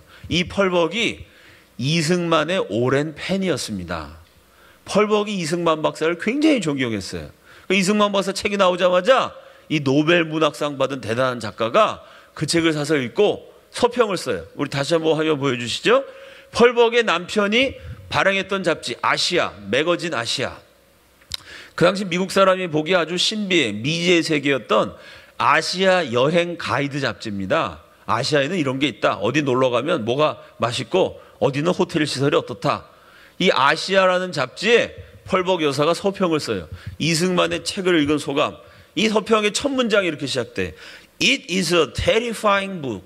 이거는 아주 무시무시한 책이다. 살 떨리는 책이다. 무서운 책이다. 왜 무섭느냐? 읽어봤더니 이 책에는 틀린 말이 하나도 없다. 이 책이 다 맞기 때문에, 이 책이 사실이라면 곧 있어 일본이 미국을 쳐요. 그러면 미국 아들 수십만 명이 죽게 되는데, 내가 미국 엄마의 한 사람으로, 나도 아들 키우는 입장인데 우리 아들들이 전쟁터에 나가 일본 사람 쏜 총에 맞아 죽을 생각하니까 내가 아주 무시무시한, 살 떨린다. 이 책은, 이것은 무서운 책이다. 왜냐하면 사실이기 때문이다. 그거 쫙 써요, 책 내용을. 마지막 서평 끝나는 문장. 거듭 말하지만 나는 이것이 진실임을 두려워한다. 펄벅이 이승만 책에 대해서 이런 서평을 썼어요. 그런데 미국 정부는 이승만 말을 듣지 않다가 1941년 12월 7일 이승만의 책이 출판되고 정확하게 6개월 후에 이승만의 책에 나오는 말 그대로 일본이 하와이의 진주만을 기습공격해요. 단 하루의 전투에서 미국 최정예 해병대 5,030명이 죽습니다. 그게 태평양 전쟁이죠. 태평양 전쟁으로 미군 30만 명이 죽게 돼요. 이승만이 40년 동안 한국을 독립시켜라. 한국을 키워서 일본을 막지 않으면 일본인의 손에 미국의 아들들 수십만 명이 죽게 된다. 그 예언이 그대로 이루어지죠. 자, 이렇게 미국이 딱 당하고 나니까 당황을 하죠. 아, 일본이 착한 줄 알았는데 쟤들이 언제부터 전쟁 준비한 거야? 일본하고 전쟁하려면 일본에 대해서 연구를 해야 돼요. 그 일본에 대해서 제일 잘 쓴 책, 이승만의 책이거든요. 미국 정부가 국민의 세금으로 이승만의 책을 대거 구입해서 군인들한테 나눠줘요. 그 책을 읽은 미국 장성들 사이에, 야, 세계 최강대국 미국의 정보부도 기습 공격하는 일본을 예측을 못했는데, 아니 이승만이라는 사람이 나라도 없는 망명정부 수반이 40년 전에 전쟁을 예언했어. 이런 천재가 어딨냐. 그때부터 미군을 중심으로 이승만을 존경하는 인맥이 형성됩니다. 그때부터 이승만을 존경했던 미군들이 나중에 6.25 때 군대를 보내서 우리나라를 도와주게 되죠. 이승만의 책이 미국에서 베스트셀러가 돼요. 그러니까 영국이란 나라도 버마 전선에서 일본과 싸우게 됩니다. 이 버마에서 영국과 일본이 전쟁하는 그 얘기를 다룬 유명한 아주 오래된 영화가 있습니다. 콰이강의 달이라는 영화가 있어요. 아마 보신 분도 있고 제목 많이 들어보셨죠? 그게 버마, 지금의 미얀마 정글에서 일본과 싸워야 되는 영국군 얘기입니다. 그러니까 영국도 일본하고 전쟁해야 돼요. 일본이 어떤 나라인지 알아야죠. 이승만의 책이 영국에서도 출판이 돼요. 프랑스에서도 출판이 돼요. 이승만의 책은 2차 세계대전 발발과 더불어 세계적인 베스트셀러가 되죠. 그러니까 미국이 어쩔 수 없이 이승만을 인정해요. 그 기회를 이용해서 이승만이 미국 역사상 가장 장기간 대통령을 한 FDR, 프랭클린 테오도어 루즈벨트 4번이나 대통령했죠. 대공황을 극복하고 2차 세계대전 승리로 이끈 위대한 인물입니다. 이 프랭클린 루즈벨트가 소아마비였어요. 그래서 그 부인 엘리노어 여사가 영부인인데 대통령 업무를 되게 많이 도와줬습니다. 미국 역사상 가장 강력한 퍼스트 레이디입니다. 그 엘리노어 루즈벨트 여사가 이승만의 책을 보고 감명을 받아갖고 이승만을 만나요. 그 이승만이 미국 대통령한테 친서를 전달합니다. 그건 무슨 내용이냐? 이 전쟁이 끝나면 한국을 독립시켜줘야 된다. 우리는 원래 독립국이었다. 일본의 한 지방이 아니다. 그 이승만의 요청을 받아들여서 미국이 주도한 1943년 카이로 회담에서 최초로 전쟁이 끝나면 한국인을 독립시킨다. 이승만의 시나리오 그대로 미국이 일본을 물리치고 그 미국이 도와줘서 한국은 독립을 얻게 된다. 그게 1943년 카이로 회담으로 열매를 맺게 되죠. 1945년에 실제로 미국이 일본을 물리치고 원자폭탄까지 떨기고 그래서 전쟁을 승리로 이끈 다음에 한국을 독립시켜 줍니다. 그러니 이승만이 40년 넘게 무장 독립 투쟁 안 하고 외교한다 그러는데 어느 세월에 독립이 되냐? 미국이 언제 한국을 도와주겠느냐? 40년 욕을 먹었지만 결국은 이승만 말 그대로 전쟁이 났고 미국이 도와줘서 우리가 독립을 거두게 됩니다. 자, 이렇게 이승만이 외교로 독립운동을 할 때 이승만의 필생의 대적이 등장하죠. 그 다음 장면이요. 넘겨주세요. 여러분, 이게 세계적인 화가가 그린 그림입니다. 누가 그렸을까요? 딱 봐도 어딘가 피카소스럽죠? 예, 군인이 여자와 아이들을 잔인하게 죽입니다. 이 그림의 제목은 학살. 어느 나라에서의 학살일까요? 이 그림의 제목은요, 한국에서의 학살. 미 제국주의자들이 한국의 여자들, 어린애들을 닥친 대로 죽였다. 미 제국주의는 살인마다. 세계적으로 유명한 반미 그림입니다. 그럼 피카소가 왜 이런 반미 그림을 그렸을까요? 피카소는 죽을 때까지 공산당원이었어요. 또 한 사람, 엘저 히스, 미국 국무부 고위 관료. 이 엘저 히스가 만든 단체 사무총장이 한국 사람인데 성이 반 씨예요. 반기문 사무총장. 무슨 단체죠? 유엔을 만든 실무자가 소련 공산당 간첩이었어요. 해리 덱스터 화이트, 세계적인 경제 전문가. 그 사람이 만든 단체 모르는 한국 사람이 없어요. 무슨 단체냐? 1997년 우리 경제가 휘청했습니다. 무슨 사태? IMF 사태. 국제통화기금. 그 IMF를 만든 해리 덱스터 화이트 역시 소련 공산당 간첩이었습니다. 공산주의라는 게 이렇게 세계적으로 인기가 있었어요. UN 만든 사람, IMF 만든 사람, 피카소 같은 화가 누가 포섭한 게 아니에요. 스스로 공산당원이 됐습니다. 왜? 책으로 읽어보면 공산주의는 세계에서 제일 아름다운 사상입니다. 사람 위에 사람 없고 사람 밑에 사람 없다. 토지는 밭갈이하는 농민에게, 공장은 피땀 흘려 일하는 노동자들에게, 만국의 노동자여 단결하라. 우리가 얻을 것은 무계급 만민평등의 세계 공산화요. 우리가 잃을 것은 억압과 압제의 쇠사슬이다. 이런 문장을 읽으면 누구나 마음이 뜨거워지죠. 공산주의 혁명이 터졌을 때 전 세계가 열광했어요. 자본주의 썩어빠진 미국은 망하고 공산주의, 사람과 사람이 차별이 없는, 부자와 가난한 자가 똑같이 평등하게 사는 공산주의 지상낙원, 아름다운 세상이 이루어지는 게 정의다라고 생각했기 때문에 피카소 같은 화가 UN 만든 사람, IMF 만든 경제 지도자, 앞을 다투어 공산주의자가 됐습니다. 그렇게 공산주의가 다 좋은 건 줄 알았어요. 1917년 러시아 혁명이 터지고 불과 일주일 만에 전 세계 지식인이 공산주의에 열광하고 있을 때, 그때는 공산주의자가 뭐 사람을 숙청하고 강제 수용소에 가두고 공산주의 하다가 뭐 북한처럼 굶어 죽고 이런지 몰랐어요. 공산주의가 다 좋은 건 줄 알았는데 혁명이 터지자마자 공산주의자들이 사람을 그렇게 많이 죽이지도 않았는데 그때 벌써 공산주의는 망한다. 인류 최초로 방공연설한 사람이 식민지 조선의 독립투사였던 이승만입니다. 인류 최초의 방공연설이자 예언이, 공산주의는 거대한 비극의 그림자를 남기고 망할 것이다. 멸망이 없어질 것이다. 그 이승만은 왜 공산주의가 망한다고 예언했을까요? 이승만은 세상을 어떻게 봤다고요? 영적으로 봤어요. 성경적으로 봤습니다. 왜 망한다고 예언했느냐? 하나님이 인간을 창조하시면서 인간에게 자유를 주셨어요. 하나님이 주신 자유를, 인간에게 자유를 주는 게 하나님의 뜻인데 공산주의는 감히 그 하나님께 맞서서 자유를 빼앗아 가기 때문에 망한다. 영적으로 본 거예요. 간단해. 복잡한 얘기가 아니야. 하나님 말씀대로 안 하기 때문에, 하나님을 거역하기 때문에, 하나님이 인간에게 주신 가장 고귀한 선물 뺏어가기 때문에 망한다. 이 이승만 박사의 통찰이에요. 여러분, 지금도요, 올해 김정은이 신년사라면서 김일성, 김정일, 김정은 3대에 걸쳐서 1월 1일 날 북한 최고 정권 리더들이 인민에게 발표한 신년사에요, 빠지지 않는 대목이 있어요. 뭐가 있냐면, 당이 생각하는 대로 생각하고, 당이 결정하는 대로 결정하고, 당이 행동하는 대로 행동하자. 이게 공산주의예요.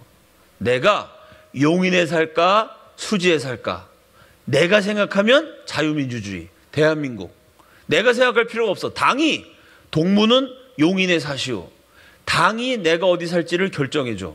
그러면 당이 결정하면 나는 따라가야 돼요.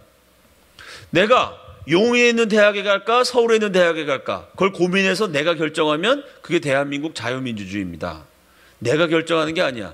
당이 결정한 대로 결정하고, 당이 행동한 대로 행동하자. 어디에 살지, 어느 대학에 갈지, 어떤 직업을 선택할지 당에서 결정해 주는 거. 다시 말해서 자유를 빼앗아 가버린 거. 이게 공산주의죠. 하나님은 인간에게 자유를 주셨는데 그 고귀한 자유를 빼앗아 가기 때문에 하나님의 심판을 받아 공산주의는 망한다. 이게 인류 최초의 이승만의 반공연설입니다. 그런데 공산주의가 그렇게 나쁜 건지 이승만 같은 천재만 알았죠?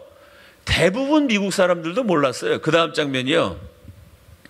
그래서 1945년에 우리나라가 해방됐을 때 미군을 이끌고 존 하지 중장이 서울에 들어옵니다. 45년 해방부터 48년 건국까지 3년 동안 대한민국을 통치했던 사람이 이 존 하지 중장이죠. 이 존 하지 중장은 미군 사령관이니까 미국 정부의 방침을 그대로 따랐어요. 근데 미국의 방침은 뭐였냐면 친공이었습니다. 미국과 제일 친한 동맹국이 소련이었어요. 미국과 소련이 동맹을 맺고 독일과 일본을 물리친 게 2차 세계대전입니다.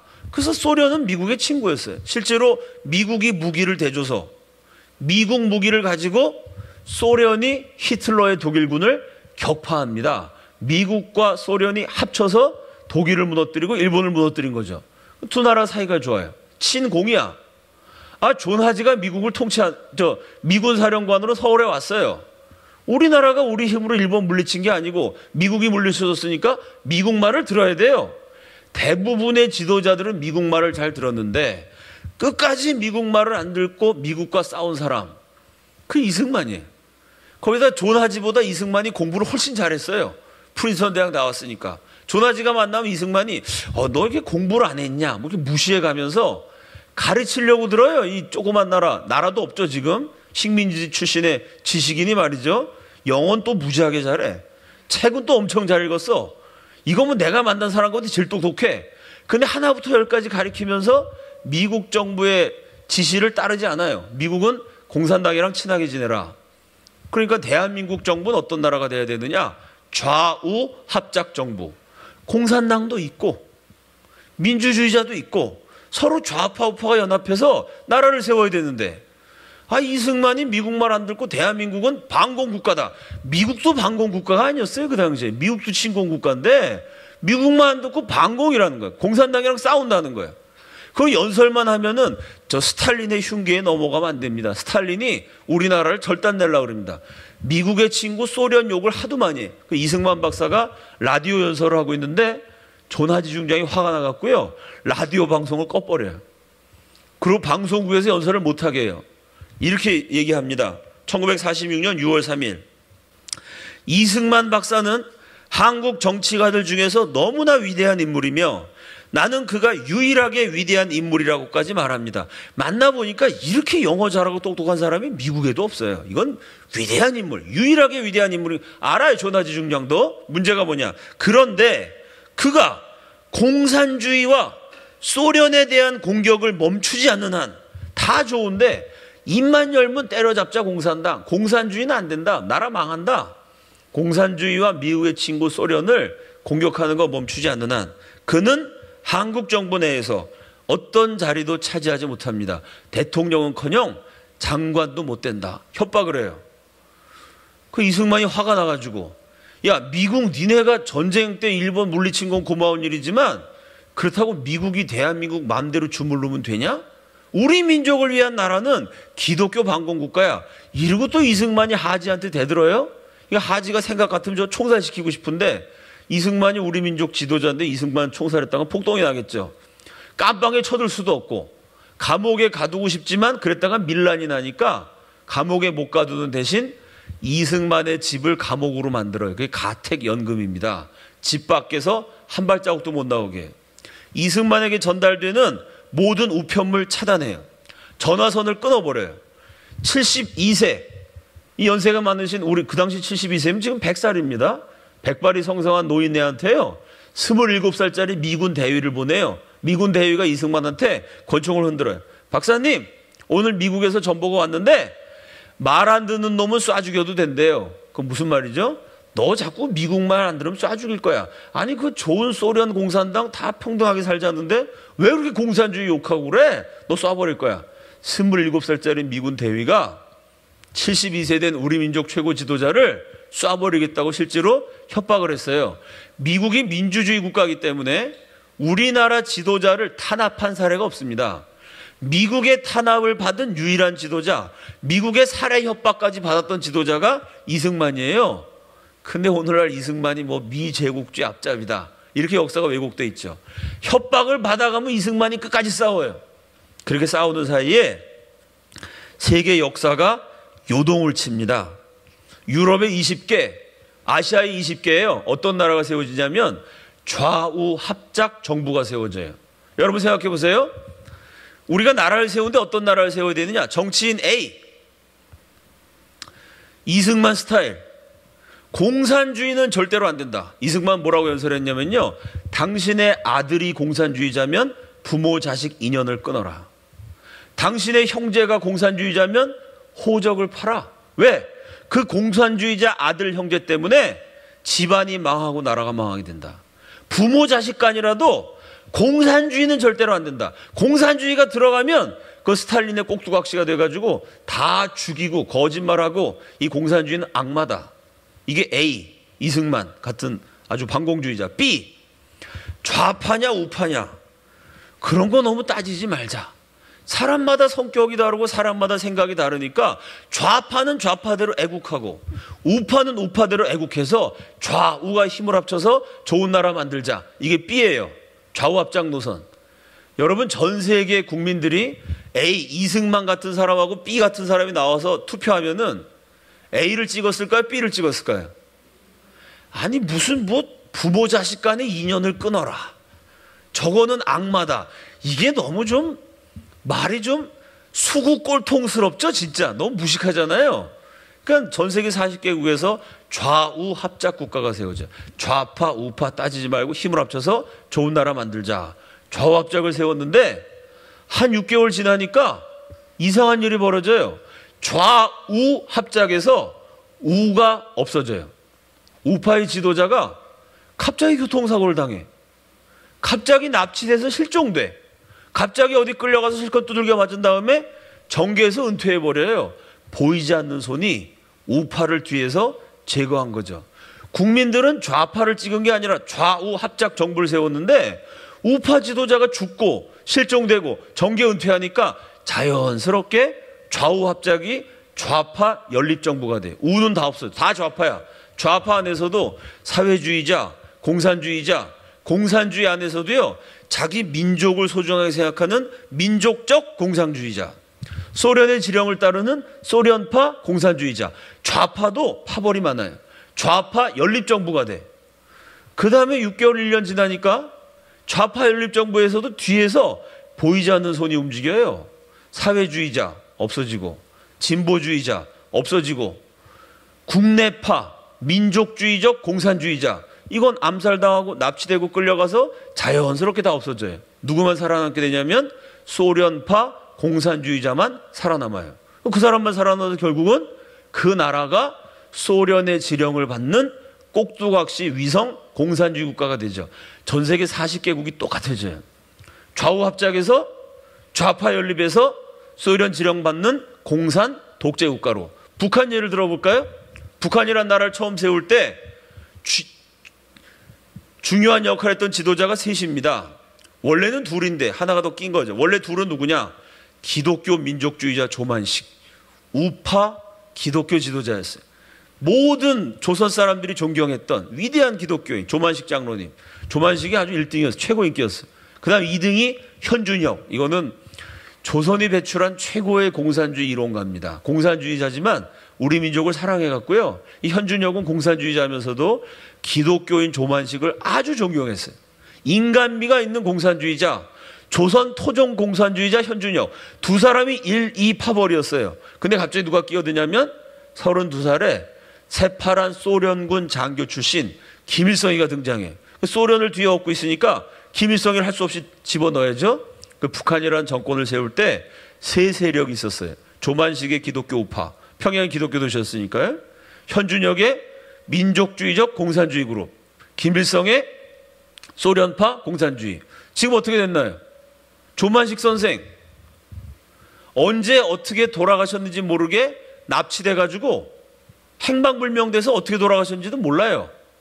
현준혁, 조만식 선생이랑 현준혁이 회담을 하면서 자, 우리가 이 소련 위성국가가 아니라 우리 민족의 나라를 세우자 의논하고 오는데 이 현준혁이 탄 찝차가 커브를 이렇게 도는데, 그때는 차가 속력을 많이 못 내고 천천히 커브를 도는데 괴한이 나타나가지고 현준혁의 가슴에 빵빵빵 총을 3발 쏴갖고 죽여요. 제일 큰 세력 조만식 행방불명, 두 번째 현준혁 암살, 세 번째 했던 김일성은 어버이 수령이 돼가지고 아들 손자 때까지 물려줬어요. 이래서 공산주의가 무섭습니다.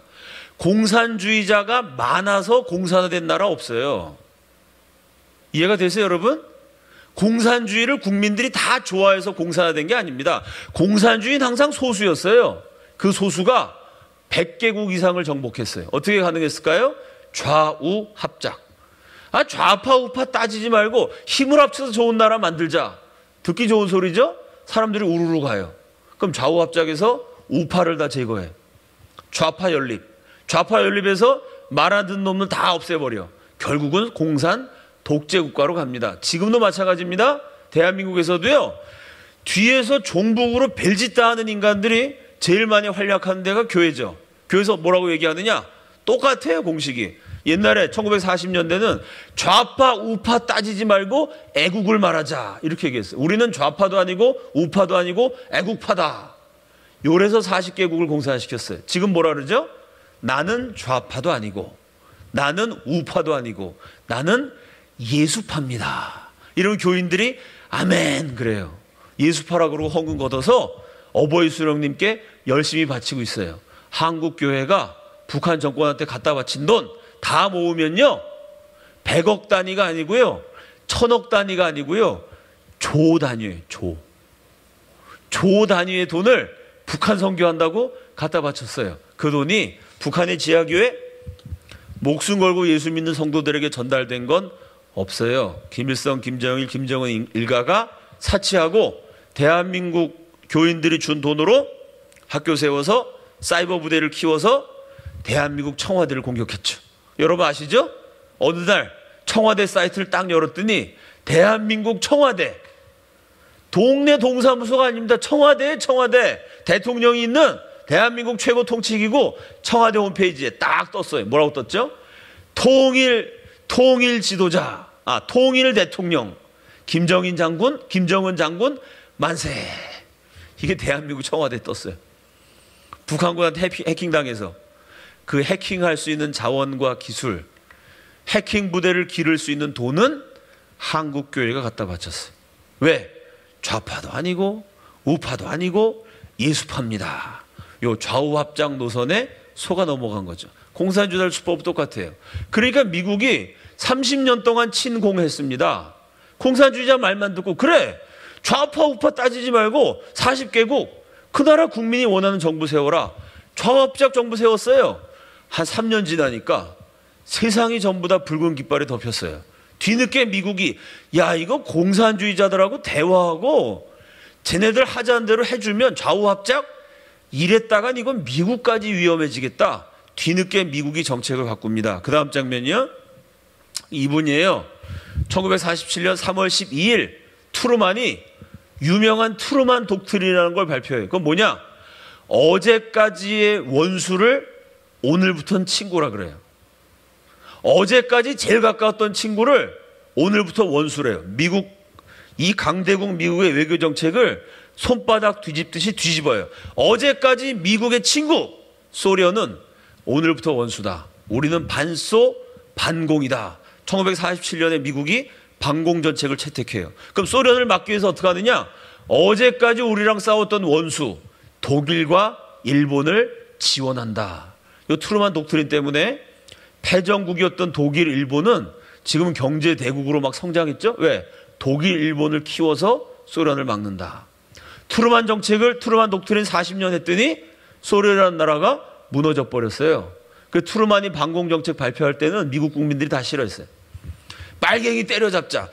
저런 수구꼴통 무식한 소리를 이 문명국 미국 대통령이 하다니. 트루만 독트린을 그 당시에는 미국 국민들이 싫어했지만 지금은요. 설문조사해 보면 미국 역사상 가장 위대한 대통령 랭킹 3위 아니면 6위 안에 드는 위대한 인물이 트루만이에요. 왜? 트루만이 반공을 딱 정책으로 채택하고 40년 그 정책을 밀어붙였더니 소련이 망하고 동유럽 수많은 공산화됐던 나라가 다 붕괴가 됐어요.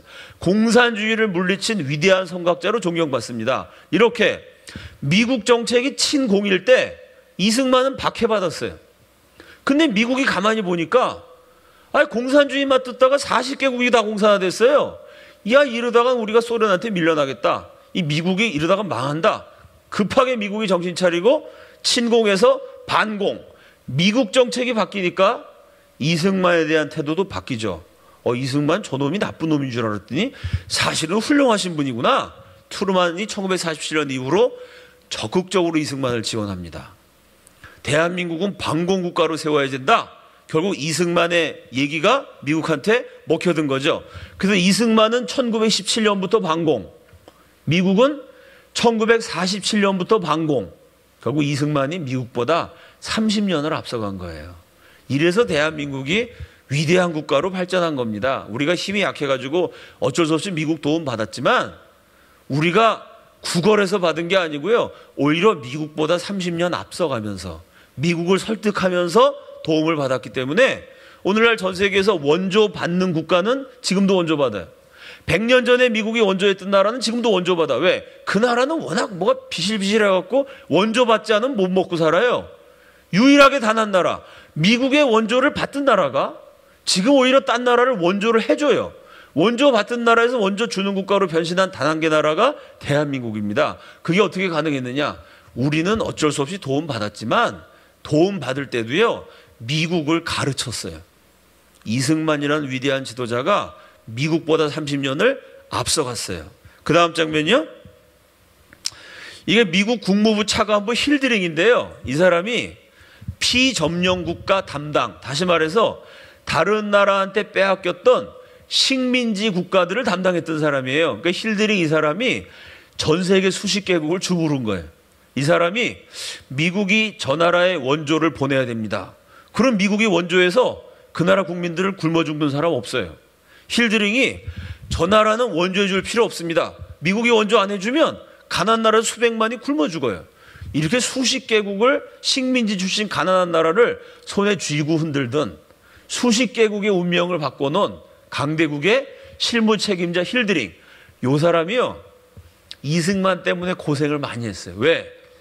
이승만을 만나보니까 이승만 얘기가 다 맞아요. 이대로 갔다가 미국도 공산화돼요.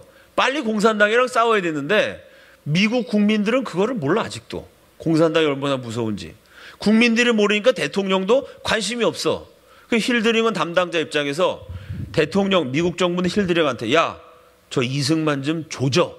이승만을 쳐야 돼요. 근데 만나보면 존경스럽거든요.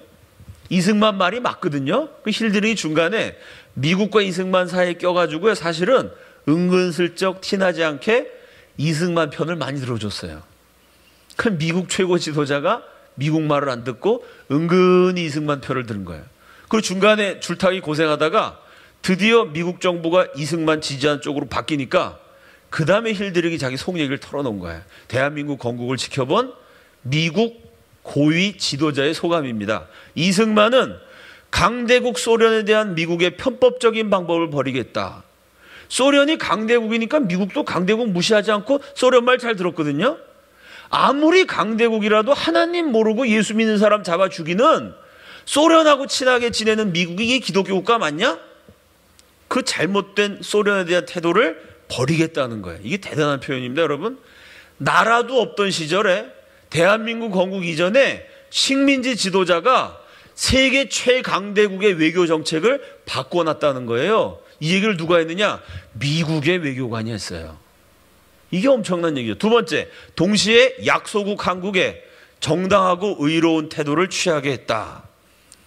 뭐 코리아는 약소국이니까 공사나 되든 말든 그 미국 입장에서는 미국이 코리아하고 무슨 무역하는 것도 아니고 관심이 없었어요.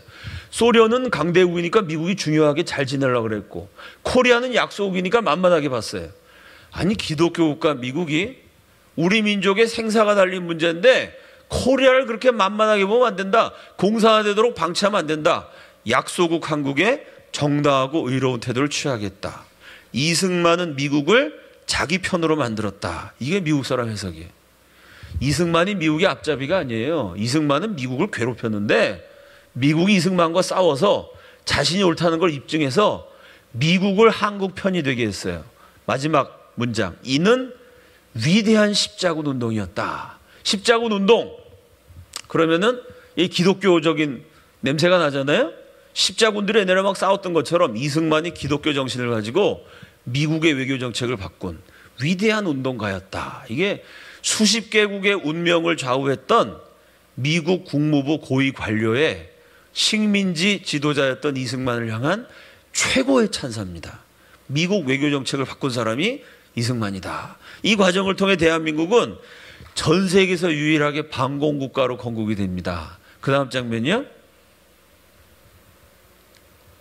여러분, 이게 유럽과 아시아를 보면 이게 세계 공산화 지도예요. 저 가운데 큰 나라가 소련입니다. 세계에서 제일 땅덩어리가 넓은 나라.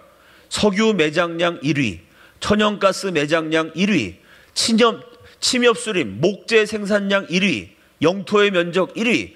세계에서 제일 강했던 나라 소련이요. 그 엄청난 힘을 사용해서 주변 나라들을 다 공산화시켰어요. 다 보세요. 다 빨개졌어요. 근데 저 소련이 제일 갖고 싶었던 땅이 있어요. 그게 어디냐면은 소련 문헌에 보면 소련이란 나라가 세워지기 전에 러시아의 문헌에서도요. 러시아가 살아나려면 세계 패권 국가가 되려면 1등이 되려면 저 땅을 반드시 차지해야 된다. 그 땅은 요리에 비유하면 철갑 상어알 요리다. 러시아 문헌에 그런 얘기가 나와요. 제가 안 먹어봤는데 그 서양 사람들은 철갑 상어알 요리, 이게 제일 비싼 고급 요리라는 거예요. 그 좋은 요리처럼 저건 우리가 반드시 먹어야 된다. 그게 뭐냐? 이렇게 돼 있어요. 코리안 퍼닌슐러. 그 땅은 한반도다. 소련이 100년 동안 제일 갖고 싶었던 땅이 한반도예요. 왜 그럴까요? 여러분, 소련은 북쪽에 있는 추운 나라. 겨울이 되면요, 바다가 다 얼어요. 이 바다가 얼어서 무역을 못하니까 강대국으로 성장하는데 한계가 있습니다. 소련 민족의 오랜 소원은 뭐냐면 따뜻한 남쪽 항구, 겨울에도 얼지 않는 부동항을 차지하는 게 러시아 때부터 소련 지금까지 소련 민족의 오랜 꿈이에요. 그 소련이 일으키는 전쟁은 전부 다 따뜻한 남쪽 항구를 차지하기 위한 전쟁입니다. 예를 들어 아프가니스탄 전쟁, 크림 전쟁, 러일 전쟁, 6.25 사변 다 뭐죠? 소련이 남쪽으로 쳐들어갔어요. 남쪽 항구를 차지하려고. 생각해 보세요, 여러분. 소련이 만약에 부산 앞바다까지 차지했으면 오늘날 세계 1등 국가는 미국이 아니라 소련이 됐을 거예요. 왜? 저 부산을 통해 태평양으로 뻗어가요. 소련이 주변 40개국을 다 공산화시켰는데 그 중에 제일 공산화하려고 돈과 시간과 물자를 많이 투입한 지역이 어디냐? 바로 우리나라예요. 무슨 증거가 있냐면요, 상해 임시정부 시절에 미국은 상해 임시정부 지원하지 않았습니다. 상해 임시정부를 물질적으로 도와준 정부가 둘이죠. 중국, 장개석 정부. 그건 많이 안 도와줬어요. 그냥 집 정도나 제공해줬고요. 현금, 지금 돈으로 치면 60억 정도 되는 어마어마한 거금을 상해 임시정부에 투자했던 유일한 나라가 소련입니다. 제가 경상남도 밀양이면 저 끝에 바다잖아요. 밀양에 가서 강연하면서 이렇게 얘기했어요. 소련이 얼마나 한국을 공산화시키고 싶었냐면은 일제시대 때 소련 모스크바 은행에서 발행된 루블화 소련 돈이 한반도의 최남단 이곳 밀양 땅까지 흘러들어왔습니다. 밀양 땅에도 모스크바 은행에서 준 돈을 갖고 독립운동한다 그러면서 공산주의 활동했던 사람들이 있었습니다. 제가 강연했어요. 끝나자마자 장로님 한 분이 조용히 찾아왔어요. 목사님, 제가 지금 심장이 떨려서 우황청심환 먹고 왔습니다. 이러는 거예요. 왜 그러세요? 물어봤더니요. 저희 아버님이 독립운동 하셨는데 사실은 공산주의자 하셨습니다. 독립운동 하느라고 아버지가 떠돌다가 한 달에 한 번 정도 집에 왔대요. 6살 때 그 아버님이 불시에 집에 왔어요. 그리고 보여주더래. 6살 꼬마한테. 이게 뭔지 아니? 이게 루블, 소련 돈이야. 저 모스크바 은행에서 찍은 거야. 그때 태어나서 처음 소련 모스크바란 말을 처음 들었대요. 아버지가 보여주면서 이제 우리나라가 일본 사람 몰아내고 독립할 건데 대한민국이 독립하면 공산주의 국가가 될 거야. 정말 멋있는 나라가 될 거야. 그러면서 소련 돈을 보여주고 갔다는 거예요. 그 이분이 그 당시에 빨갱이 자식 그러면 얼마나 고생 많이 했겠어요. 집안 내력이 그러니까 아버지 그거를 아무한테도 말 못하고 감추고 있다가 제가 밀양에 가갖고 소련 돈이 여기까지 흘러왔습니다. 얘기했더니 그분이 놀래가지고 목사님 제가 6살 때 봤습니다. 우리 집안의 비밀입니다. 그렇게 한반도 구석구석에 돈을 보내가지고 혁명 자금을 보내서 한국을 공산화시키려고 소련이 있는 힘을 다했어요. 나중에는 6.25 전쟁까지 일으켰죠. 근데 여러분 보세요. 소련 옆에 있는 나라가 다 공산화됐는데 정작 소련이 제일 갖고 싶었던 한반도는 비록 절반이지만 딱 공산화가 멈췄어요. 이 지도 한 장이 이승만의 세계사적인 업적을 보여줍니다. 소련 공산주의를 막아낸 유일한 단 한 개 나라, 그게 대한민국이에요. 어떤 나라들이 공산화됐느냐? 폴란드, 동독, 체코, 슬로바키아, 헝가리, 러시아, 우크라이나, 리투아니아, 라트비아, 에스토니아, 벨로루시, 몰도바, 세르비아, 몬테네그로, 보스니아, 헤르체고비나, 마케도니아, 크로아티아, 슬로베니아, 알바니아, 루마니아, 불가리아, 아제르바이잔, 체첸, 아르메니아, 그루지아, 다게스탄, 북한, 중국, 베트남, 라오스, 몽골, 캄보디아, 미얀마, 카자흐스탄, 우즈베키스탄, 키르기스탄, 타직스탄, 투르크메니스탄. 이 많은 나라가 소련과 국경을 맞대고 있는 40개국이 100% 공산화됐는데 단 한 개 나라 대한민국만 거대한 쓰나미 같은 공산화를 막아냈어요. 그래서 대한민국이 중요한 겁니다. 지금 KBS 이사장으로 있는 이인호 박사, 세계적인 서양사 학자입니다. 이분이 전공이 러시아사예요. 러시아사. 소련 공산당 역사를 전공하신 분인데 그 이인호 박사가 뭐라고 말씀하셨냐면 대한민국 건국은 세계사적인 사건이다. 에게게? 요 조그만 나라 세운 게 뭘 세계적인 사건이에요? 한 걸음 더 나 이렇게 얘기했어요. 대한민국 건국은 프랑스 대혁명이나 미국 독립전쟁처럼 중요한 사건이다. 프랑스 대혁명, 이거는 유럽 사람들한테 대단한 겁니다. 그때 왕을 없애고 국민이 주인되는 공화국이라는 걸 만들었어요. 미국, 세계 최강대국 미국의 독립, 역사상 최초의 대통령제. 이 민주주의 발상인데요. 미국 독립전쟁, 프랑스 대혁명, 이거는 서양 지식인들이 인정하는 세계적인 사건이에요. 근데 대한민국이란 조그만 나라가 분단국가 세운 게 이인호 박사님 해석은 미국 독립전쟁이나 프랑스 대혁명 같은 세계사적인 사건이다 라고 얘기를 했는데 다른 나라 학자들이 거기 많이 동의했어요. 왜 그럴까요? 이 조그만 나라 세운 게 왜 이렇게 대단할까요? 이 지도가 대답이에요. 저 세계를 휩쓴, 아까 보여드린 저 세계를 휩쓴 소련 공산주의, 저 공산주의를 막아낸 단 한 개 나라. 만약에 코리아까지 넘어갔으면, 저 한반도 남단까지 소련이 차지했으면 우리가 넘어간 것, 그게 문제가 아니고 더 중요한 문제는 뭐냐? 소련이 부산까지 차지했으면 부산 앞바다로 세계를 뻗어나가서 오늘날 세계 1등 국가는 미국이 아니라 소련이 됐을 거다. 공산주의가 망한 게 아니라 전 세계가 공산화될 것이다. 이 팽창하는 소련 공산주의를 막아낸 단 한 개 나라. 인류 역사상 미국도 30년 동안 친공이었는데요, 나라를 세울 때부터 우리는 반공이다. 반공국가로 세워진 단 한 개 나라. 그게 대한민국입니다. 그래서 대한민국 건국이 중요한 사건이고 세계적인 사건입니다. 그 역설적으로 여러분 보세요. 이승만 하나 때문에 저렇게 공산화가 막아졌어요. 그러니 대한민국의 친북 좌파 세력은 이승만이 악마죠. 이승만만 없었으면 우리가 공산화되는 거예요. 누가 봐도 공산화되는 겁니다. 미국 CIA도 뭐라 그랬냐면요, 코리아는 어떤 나라냐, 5,000년 동안 중국의 영향을 받아왔다. 그 말이 맞죠? 우리 중국에 조공바치고 중국을 대국으로 섬겼습니다. 코리아는 5,000년 중국의 영향을 받아왔기 때문에 중국이 공산화되면 코리아도 공산화될 거다. 미국 사람들도 그렇게 생각했어요. 5,000년 중국한테 줄 섰으니까 중국이 공산화로 넘어가면 한국도 당연히 공산화된다. 그게 그 당시 상식이었습니다. 근데 이승만이 그걸 거부해가지고 지금 대한민국 어떤 나라가 됐죠? 우리가 5,000년 동안 중국의 영향을 받았어요. 대한민국 세우고 50년 동안은 중국이 우리나라 영향 받았어요. 지금도 한류라는 게 있어가지고 한국 스타가 중국 가면 중국 공항에 난리가 나요. 우리가 5,000년 동안 중국을 대국으로 섬겼는데 지금은 중국이 한국을 따라하고 있어요. 그게 어떻게 가능했을까요?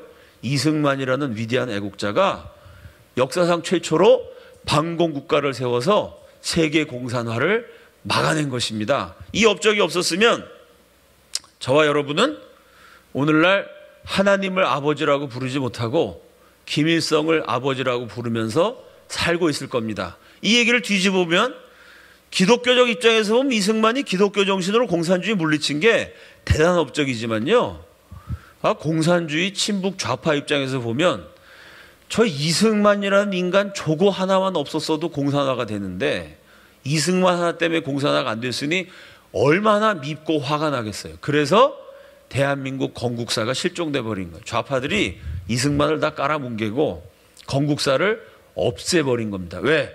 반공 건국을 했기 때문에. 그 좌파들의 공세가 지금도 계속돼서 이승만 그럼 아주 다 나쁜 사람이라고 국민들이 알고 있죠? 그렇게 이승만이 나쁜 인간이 된 이유가 뭐냐? 저거에 제일 중요한 게 공산주의를 물리쳤어요.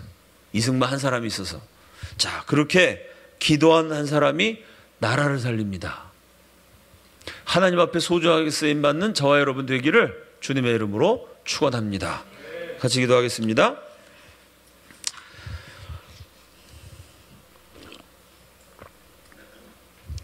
이승만이 반공국가 세웠지만 그 공산주의와의 싸움은 아직도 멈춰지지 않았습니다.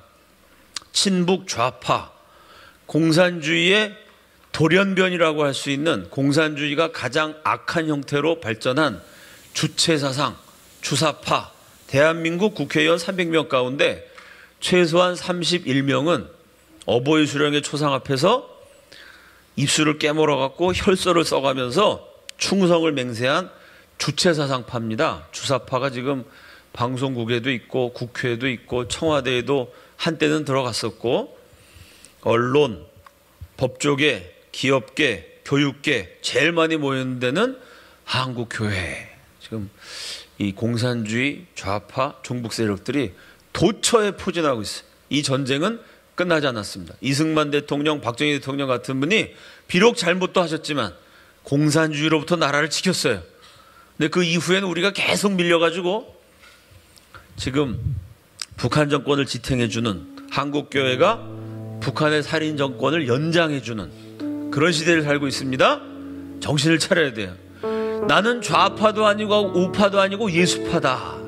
요런 참 교묘한 소리로 사기치고 다니는 종북 세력들이 한둘이 아닙니다. 한둘이 아니에요. 대한민국 대형교회 목사들 그 종북에 줄 서가지고 북한 시킨 대로 다 따라하는 인간들이 한둘이 아닙니다. 그래서 이 시대에 그냥 편안하게 예수 믿고 좌파 우파 뭐 투쟁 이런 거 따지지 말자.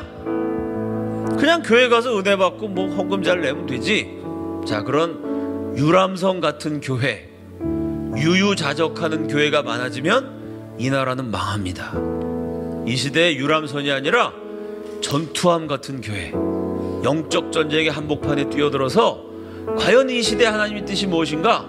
내 몸을 불살라 싸우기를 원하는, 기도하고 투쟁하고 헌신하는 전투함 같은 교회가요, 많지는 않지만 없지도 않아요. 그런 교회들이 깨어서 기도하면서 학교 세워서 인재들 길러내고, 그래서 대한민국이 안 망하고 버티는 겁니다. 대한민국이 안 망하게 만드는 교회로 여러분의 교회가 쓰임받기를 기원합니다.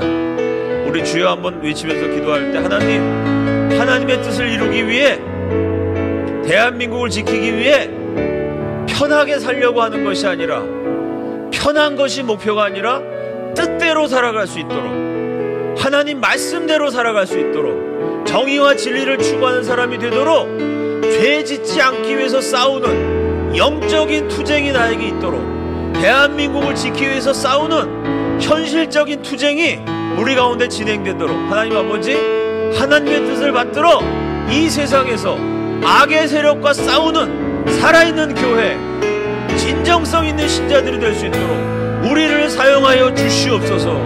주여 한번 외치고 다 함께 통성으로 기도합니다. 주여! 우리 한 번 더 기도하겠습니다. 제 주변에는 탈북자 구출하다가 감옥 가는 사람도 많고, 고문당한 사람도 많고, 좌파들하고 싸우다가 5,300만 원 물어주고 지금 감옥에 가 있고 뭐 재판받고, 이런 사람 굉장히 많습니다. 광화문 한복판에서 김일성 만세라고 외쳐도 무죄다 라고 주장하신 분이 지금 서울시장 박원순 씨죠. 또 그 양반은 한 걸음 더 나가서 한국이 아시아에서 최초로 동성애가 합법화된 국가가 되기를 원한다. 동성애, 종북, 요 세력을 아주 열심히 도와주는 박원순 시장 같은 사람이 있습니다. 그렇기 때문에 이제 종북 동성애랑 싸우는 사람들은 맨날 당하죠. 김일성 만세라고 외치면은 무죄인데, 예를 들어서 아무개 국회의원은 종북이다 이렇게 얘기하면은 5천만 원이에요, 벌금이. 이해가 되세요, 여러분? 김일성 만세, 이건 무죄예요. 근데 아무개는 종북이다, 전교조는 종북이다, 요거는요, 이거는 이번에 전교조 종북이라고 말했다는 것이 2천 얼마인가 또 판결 나왔죠? 요건 보통, 이번에 작은 게 2천이고 보통 한 5천만 원 벌금입니다. 이 법조계가 제정신이 아니에요. 지금 판결 나오는 거 보면 대한민국 곳곳에 이렇게 종북 세력들이 포진하고 있어요. 언론계, 종교계, 법조계, 문화계, 이런 데가 제일 많은 데입니다. 지금 한국 교회도 심각하고요. 좀 깨어있는 사람들이 싸워야 되는데, 싸울 수 있는 제일 중요한 건 분별력입니다. 우리 시간 기도할 때, 하나님, 싸울 수 있는 지혜를 주옵소서, 지킬 수 있는 지혜를 주옵소서, 분별할 수 있는 지혜를 주옵소서, 깨어 기도할 줄 아는 지혜를 주옵소서. 한국교회가 하나님이 주신 지혜로 깨어나 종북 세력과 싸우고, 기독교 정신으로 마침내 종북, 공산주의, 마르크스주의 주체사상을 다 물리쳐서 기독교 국가로 통일을 이룰 수 있도록 우리 한국교회 깨어있는 성도들에게 분별할 수 있는 지혜를 허락하여 주옵소서. 거짓말에 속아 넘어가지 말게 하여 주옵소서. 우리 주여 한번 외치고 다 함께 통성으로 기도합니다. 살아계신 주님, 이 어두운 시대에 주님과의 깊은 교제 속에 말씀 붙들고 죄 짓지 않으려고 기도하고 몸부림치는 개인적이고 영적인 투쟁 가운데 깨어있게 하여 주시옵소서. 시대의 징조를 분별케 하여 주시옵소서. 수많은 사람들의 사랑을 쉽게 만들고 미혹된 길로 이끄는 그 거짓에 넘어가지 않을 수 있는 순결한 지혜를 우리 모두에게 허락하여 주시옵소서. 한국교회를 위하여 기도합니다. 나라를 세우고 독립운동을 이끌고 진리를 들고 거짓을 싸워 물리쳤던 반공의 보루 한국교회가 넘어가고 있습니다. 종북의 온상이 되고 있습니다. 하나님, 불쌍히 여겨주시고 이 땅의 교회가 다시 한번 기도하는 가운데 무엇보다 시대를 분별하는 영적인 지혜를 회복하게 하여 주시옵소서. 한국교회가 다시 일어나 마침내 무신론, 공산주의, 주체사상, 이 사탄의 이데올로기를 물리치게 하여 주시옵소서. 진리로 대한민국이 다시 한번 새로워지고 자유케 되게 하여 주시옵소서.